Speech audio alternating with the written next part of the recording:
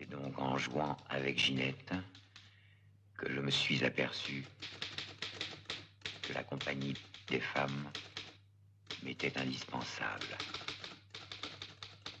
Sinon, leur compagnie, en tout cas, leur vision. Pour moi, rien n'est plus beau à regarder qu'une femme en train de marcher pourvu qu'elle soit habillée d'une robe ou d'une jupe qui bouge au rythme de sa marche. Il y a celle qui file rapidement vers un but, peut-être vers un rendez-vous. Il y a celle qui se promène avec sur le visage un air de loisir. Certaines sont si belles vues de dos que je retarde le moment d'arriver à leur hauteur pour ne pas être déçu. À vrai dire, je ne suis jamais déçu, parce que celles qui sont belles de dos et moches de face me donnent une sensation de soulagement, puisque malheureusement, il n'est pas question de les avoir toutes. Elles sont des milliers tous les jours à marcher dans les rues. Mais qui sont toutes ces femmes? Où vont-elles? À quel rendez-vous? Si leur cœur est libre, alors leur corps est à prendre. Il me semble que je n'ai pas le droit de laisser passer la chance. La vérité, je vais vous la dire, elles veulent la même chose que moi. Elles veulent l'amour. Tout le monde veut l'amour. Toutes sortes d'amour. L'amour physique et l'amour sentimental.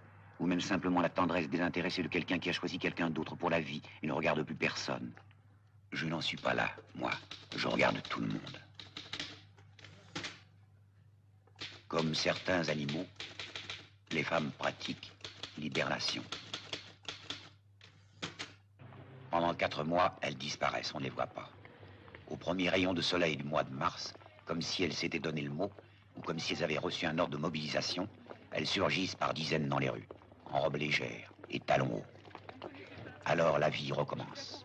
Enfin, on peut redécouvrir leur corps et différencier 2 catégories. Les grandes tiges et les petites pommes. Voici une grande tige. Une petite pomme. Une belle jambe, c'est très beau, mais je ne suis pas ennemi des chevilles épaisses.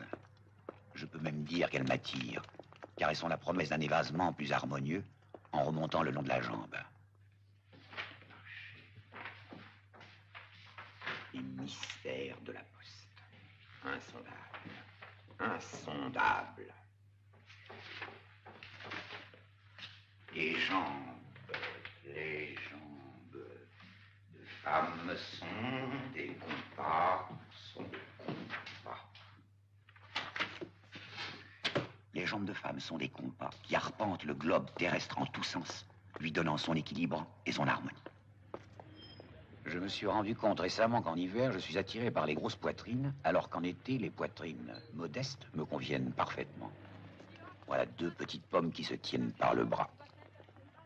Mais qu'est-ce qu'elles ont, toutes ces femmes? Qu'est-ce qu'elles ont de plus que toutes celles que je connais? Eh bien, justement, ce qu'elles ont de plus, c'est qu'elles sont des inconnues.